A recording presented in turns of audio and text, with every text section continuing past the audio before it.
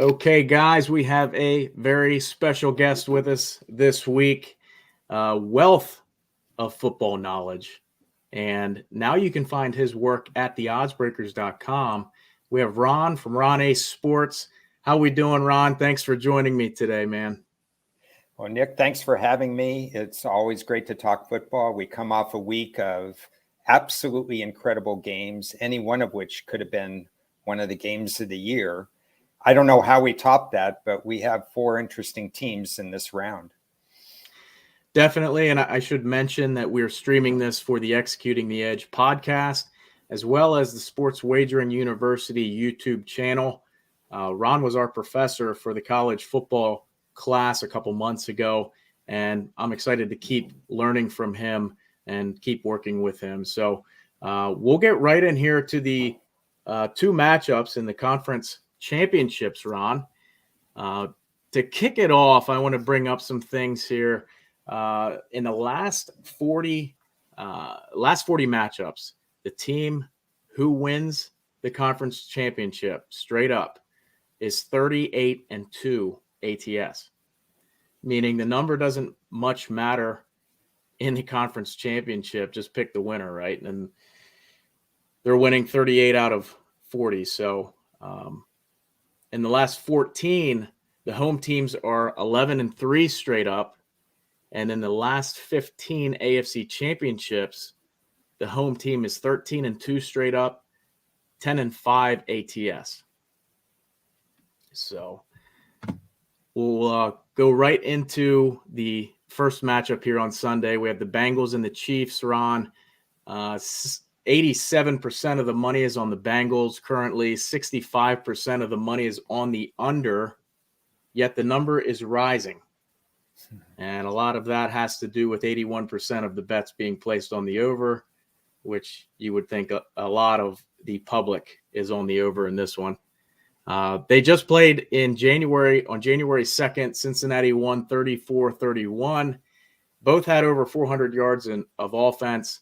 Kansas City had 4 sacks, which isn't a surprise going against Cincinnati, right? Cincinnati had 0 sacks.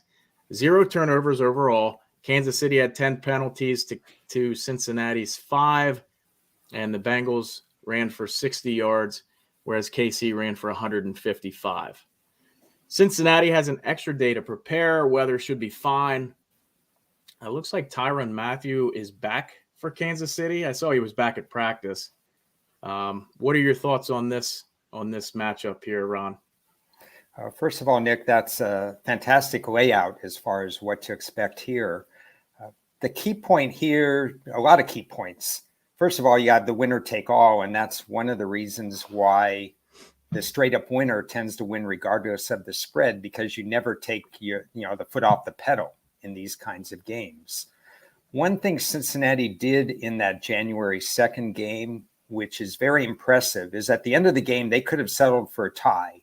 Instead, they kept going for it. There were a couple of penalties. They said, no, we're not satisfied with the tie. We're going to go for the win.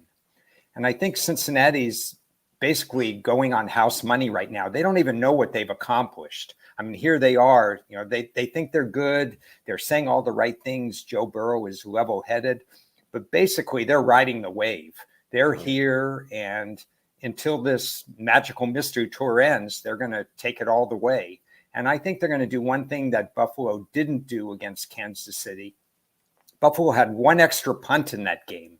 That was from around the 40-yard line with Josh Allen, a running quarterback, against a team, Kansas City, that generally doesn't defend the run well. And they punted the ball. And you can't punt the ball to Pat Mahomes. Right. And so I think what Cincinnati's game plan, they have 2 types of game plans, and I'm not sure which they're going to use. Are they going to use Joe Mixon, take Pat Mahomes off the field? We've seen this whenever you face an Aaron Rodgers or a Tom Brady and now Patrick Mahomes.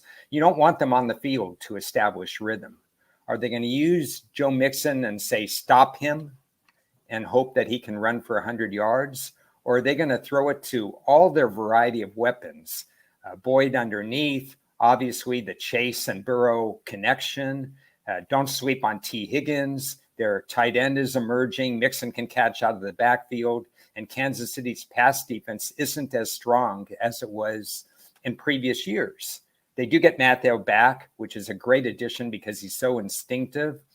But really, I have a feeling that Cincinnati dictates who wins and loses this game because you're not going to stop Mahomes. The more possessions Kansas City has, the more points they're going to have. I'm going to say right now, Nick, that the burden is on Cincinnati's offense. Yeah, you bring up good points. I mean, excuse me. Take it over, Ron. Well, I do want to say for these kinds of matchups, it's nice to have four teams that understand the value of special teams, that have really good kickers coming in. They seem to be making sound decisions. A lot of us had questions about Zach Taylor's coaching ability early in the year and based on previous years, but he seems to have grown into that role. And part of growing into that role is because the draft team has given him Joe Burrow, has given him a good sound run pass balance, a tight end that's emerging.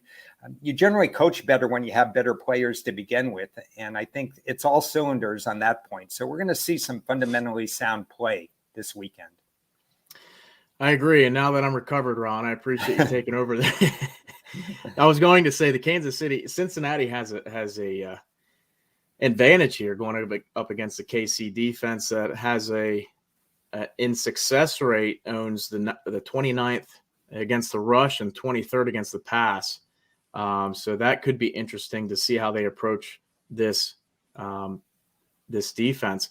Cincinnati's defense, on the other hand, is 21st and against the run and 14th against the pass. So there's opportunity for KC as well. Depends how much each team is going to run the ball, I think, is how this tempo is going to go during this game. So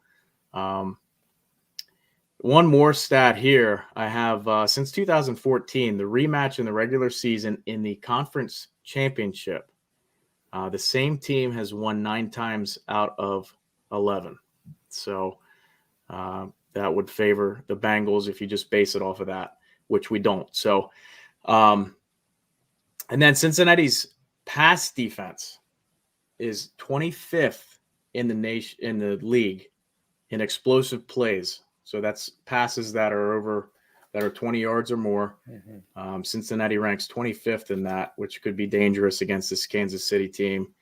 Whereas Kansas City ranks 12th on defense in that stat. So seven in a conference tournament or a conference championship is a lot of points, right? But maybe not for Kansas City, this type of offense.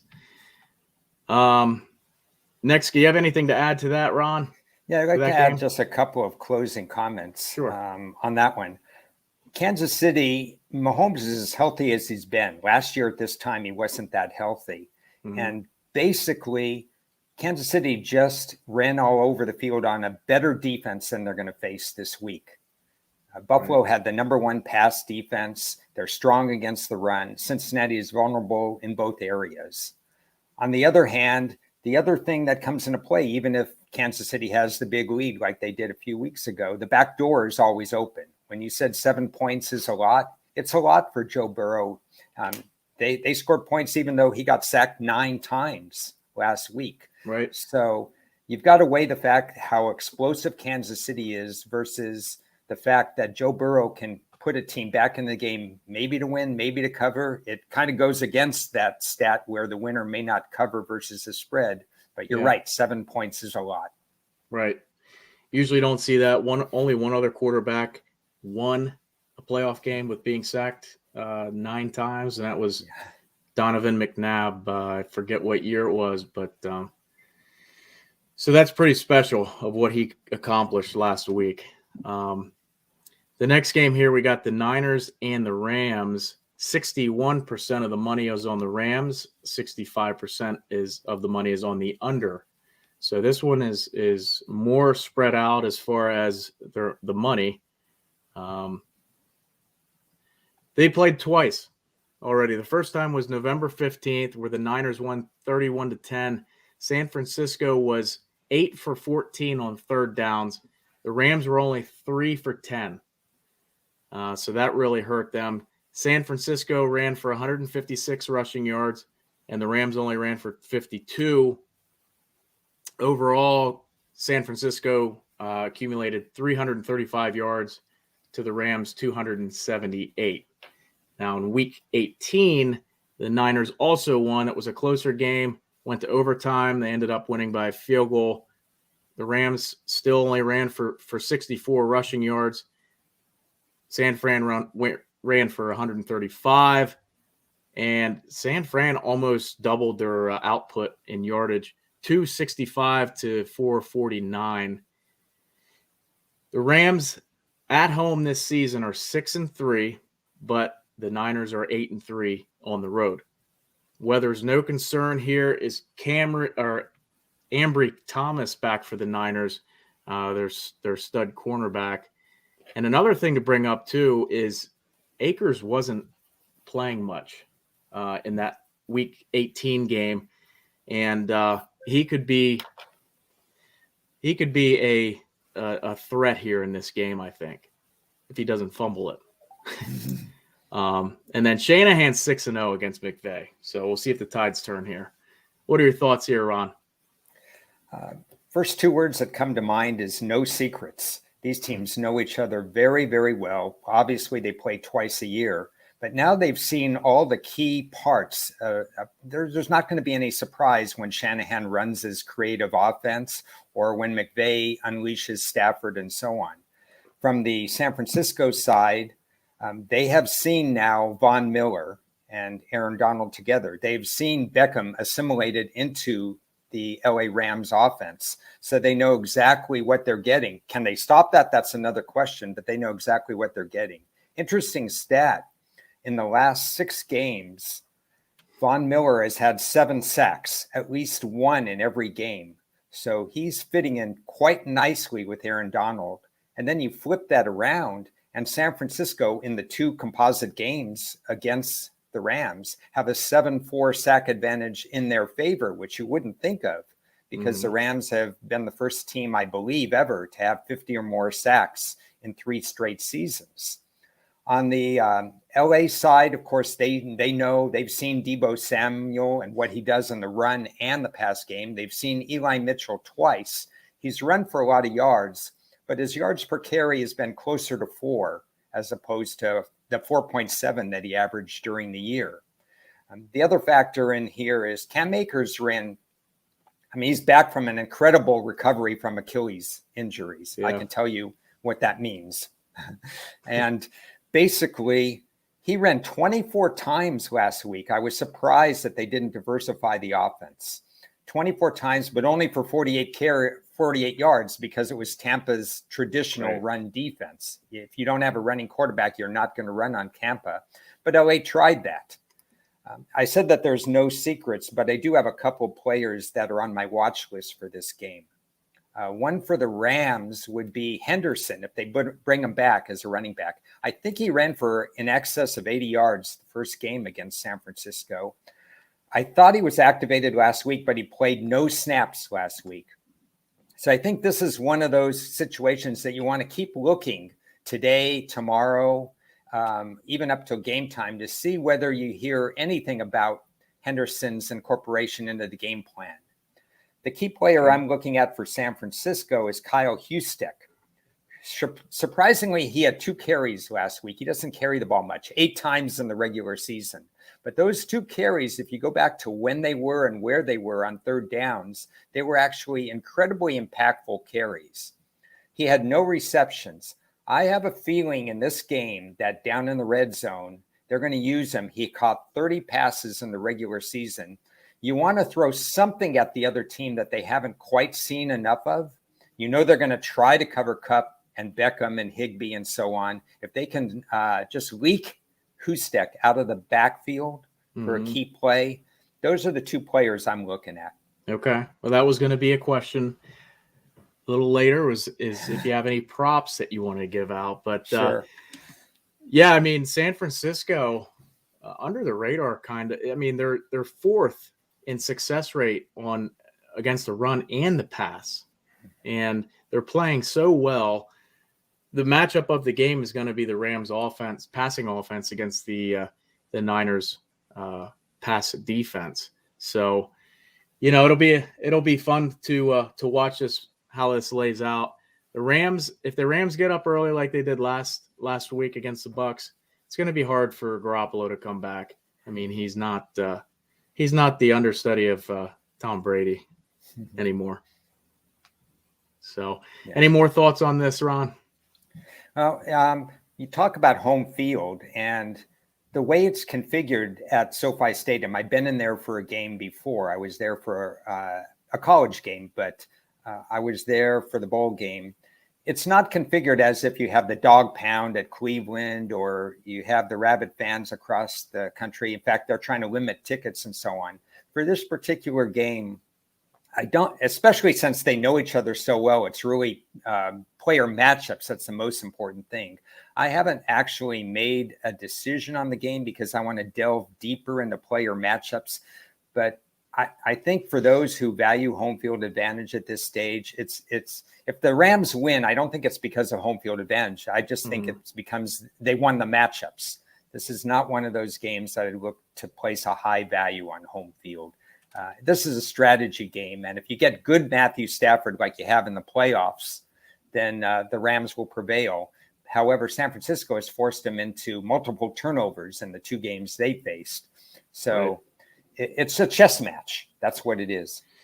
Yeah, this time of year, it definitely will be, and turnovers and penalties will be huge in this matchup. So which quarterback is going to throw the pick that's going to hurt them, and which running back is going to fumble it to turn it over.